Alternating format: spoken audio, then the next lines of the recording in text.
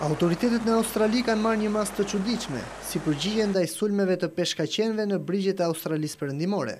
Të paktën 172 grabiqar deti janë kapur, 50 nga të cilët janë vrarë, ndërsa pjesa tjetër janë vendosur në akuariume të mëdhenj.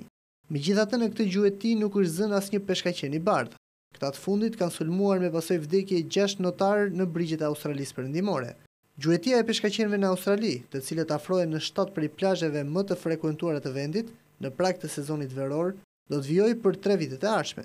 Por ky vendim i qeverisë është kundërshtuar nga ambientalistët. Këta të fundit thonë se kjo është një masë sa qesharaga aq dhe e dëmshme.